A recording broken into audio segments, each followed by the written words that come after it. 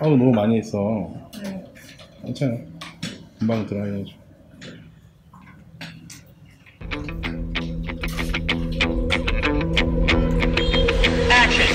괜찮아요. 형이도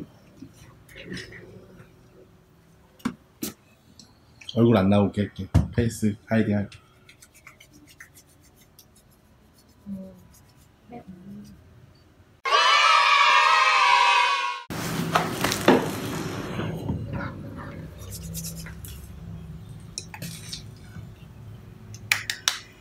Thôi mình thấy ở siêu thị nó bán rất là nhiều những cái lọ xịt ấy, nhưng mà nó chỉ biết cồn với nước.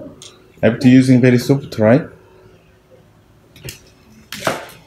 Smell.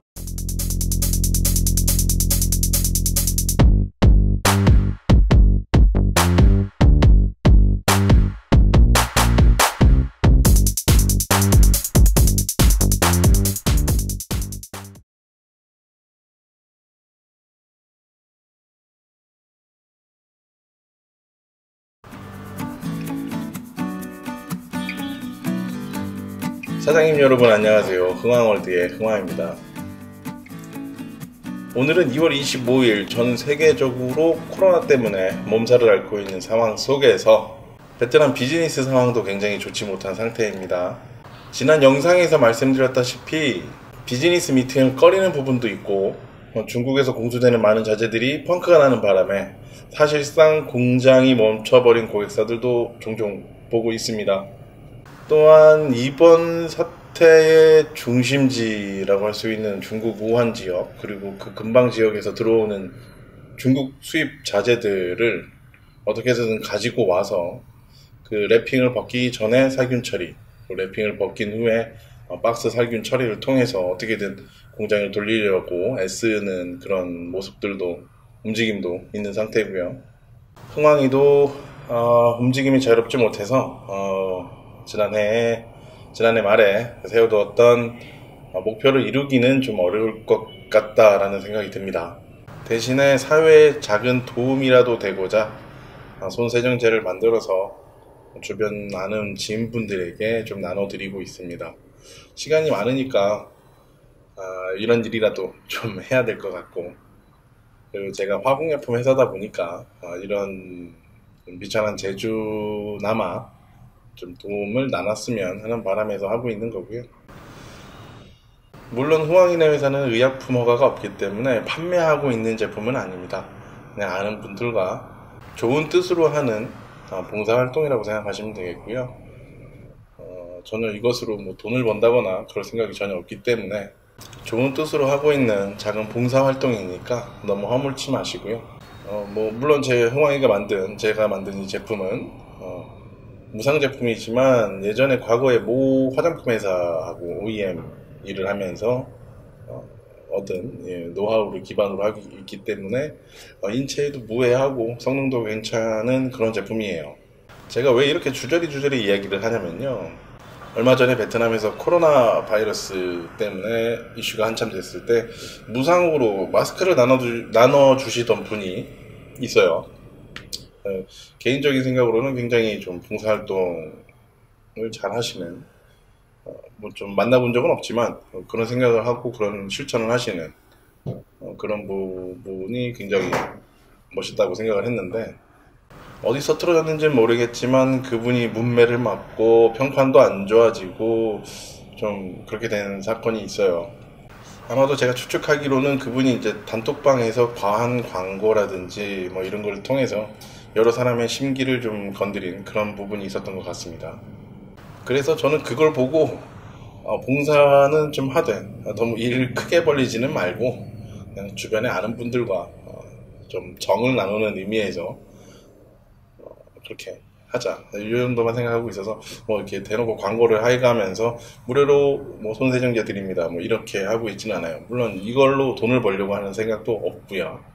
그래서 저를 아시는 사장님 여러분께서는 필요하시면 방문하셔도 되고 말씀하시면 배달해 드릴 테니까 간단히 말씀해 주시면 제가 만든 손세정제 무료로 나눠 드리겠습니다.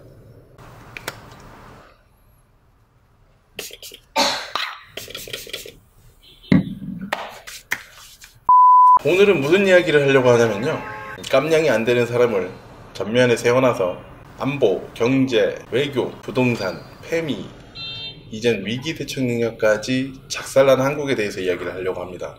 거기 하나 더 추가하면 국격도 완전히 실추, 바닥으로 떨어졌죠. 전 세계 꼴찌 수준으로 떨어졌어요.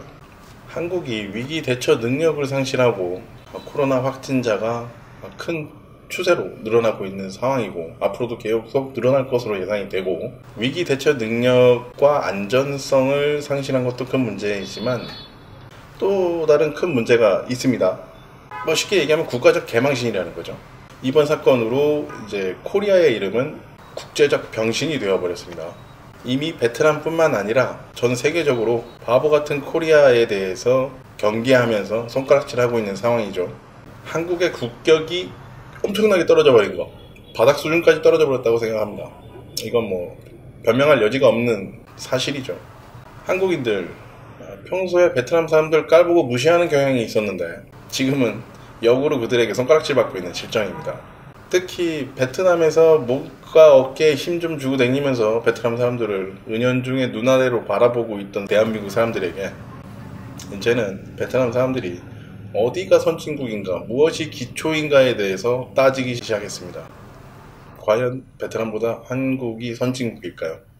참 해외 생활하면서 좀 짜증나는 일들이 많이 있습니다. 현재 어제는 그러니까 대구에서 출발한 다낭행 비행기가 다낭 공항에 도착을 했어요.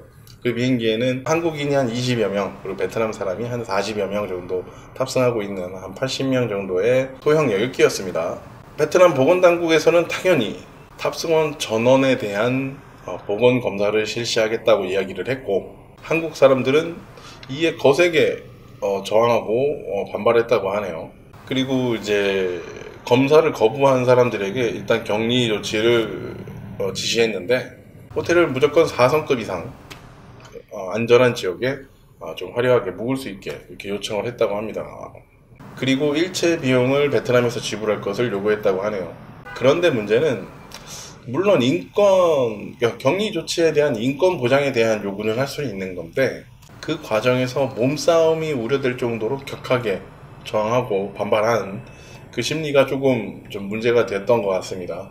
일부 몸싸움이 우려될 정도로 격하게 반발한 사람의 행동 때문에 그런 모습을 보인 대한민국 국민에게 베트남 사람들이 남긴 댓글들, 뭐 이런 반응들은 차마 부끄러워서 고개를 들이지 못할 정도로 그런 이야기들이 좀 많이 있었어요.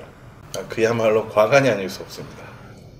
그 중에서 이제 그나마 좀 입 밖으로 낼 만한 이야기는 그래요. 가장 무난한 반응이 베트남 땅에 발 디디지 말고 지금 즉각 한국으로 돌아가라, 이런 반응들이 대부분이었어요. 이거보다 더 격하게.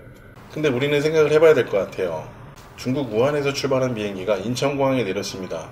거기에는 많은 중국 사람들이 타고 있었어요. 우한 시민들이. 그러면 우리는 그 사람들에게 건강검진과 격리 조치를 요구하지 않았을까요?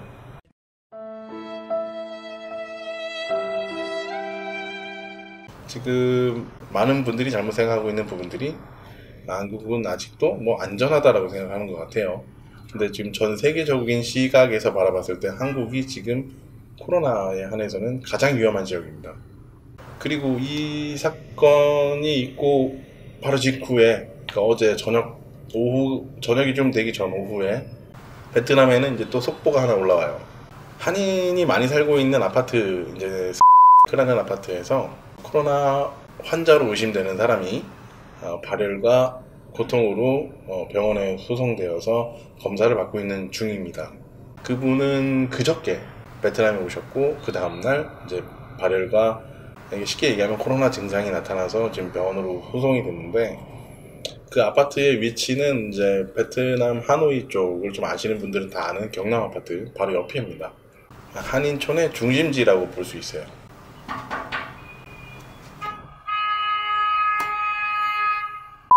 아무튼 이 두 사건으로 인해서 한국 사람에 대한 베트남 사람들의 눈초리가 좀 많이 따가워져 있어요. 오늘 아침에도 출근하기 위해서 엘리베이터를 탔는데 저만 빼고 나머지 다 베트남 사람이었거든요. 그래서 좀 저는 눈치껏 좀 뒤돌아서 등 보이고 서 있었는데, 일부러 그렇게 한 건데 그래도 등이 많이 따갑더라고요. 견눈질로 봤는데 저를 보는 눈초리가 예사롭지가 않습니다. 잘못하면은 맞아 죽을 것 같아요. 아니 뭐 제가 뭐 대단한 사람이라고 이런 얘기를 하겠냐마는 해외에서 생활을 하고 사업을 하고 있는 사람으로서 제3자의 눈으로 대한민국을 바라볼 수 있는 환경에 있는 사람으로 답답한 마음을 이렇게 주저리 거려보는 겁니다. 해외에 나가면 다 애국자가 된다는데 그 말이 정답인 것 같아요. 한국에 있을 때는 생각도 안 했던 것들을 막 생각하고 있네요. 오지랖스럽게. 제가 하고 싶은 이야기는 그겁니다. 자긍심 따위는 개나 줘버리고 지금이라도 늦지 않았으니까 코로나 사건을 하루빨리 대처해서 국제적인 위신을 되찾고 그리고 국제적인 위신을 되찾기 위해서 대국제적인 언행을 조금이라도 조심을 하고 격있게 행동하자. 그나마 짧지 않은 기간 동안 베트남과 한국은 경제 교류가 많이 있었기 때문에 그리고 앞으로도 쭉 있을 것이기 때문에 베트남의 한국에 대한 정책이 이 정도로 가고 있다고 생각을 합니다. 그러나 더 이상의 눈살찌 풀리는 행동들 그리고 또 국가적인 위신이 떨어지고 국격이 떨어지고 이런다면 베트남은 언젠가 대한민국을 외면할지도 모른다고 저는 그렇게 생각을 합니다. 그리고 예전에 몸물살인이라고 말하지 못했던 이야기들이 좀 있어요. 2018년도를 돌아보고 2019년도 새해 인사를 드리던 그런 영상이에요. 1년 전 영상입니다. 당시에 이제 기 국가주석, 베트남의 국가주석이 임기를 채우지 못하고 1년을 남겨둔 상태로 돌아가셨어요. 그리고 새로운 국가주석이 선출이 되었는데 그 이야기를 하는 과정에서 조금 빼놓은 이야기가 있습니다. 2019년도에 새로운 국가주석이 선출이 되고 그쪽 당국은 약간 친중국파 성향을 갖고 있다는 이야기를 제가 하지 않았어요. 그 이야기를 하자면 좀 많이 길어질 것 같기 때문에 좀 줄이자면 제가 거짓말을 하는 게 아니고 현재 베트남 국가주석을 포함한 수뇌부에서는 친중국 성향이 강하고 차이나머니 유치를 굉장히 빠르게 진행하는 중이었어요. 그래서 이전 영상에도 말씀드렸지만 박장 지역에 중국인 전용까지는 아니고 중국인을 유치하기 위한 대규모 공단 단지가 설립이 되어 있는 상태입니다. 그곳에 지금 약 한 2만여 명 정도의 중국인들이 현재 들어와 있는 상태이고 그런데 이번에 이제 중국 우한 폐렴 이 사건이 발생하면서 베트남은 중국을 전면 차단해버렸죠. 전면 통관 금지 정책을 펼쳤어요. 중국을 향해서. 물론 위험하고 베트남에서 굉장히 잘한 정책 중에 하나이긴 한데 앞서 말씀드렸죠. 중국 제품들이 수입되지 못해서 중국 자재들을 들여오지 못해서 공장들이 지금 서 있는 상태라고요.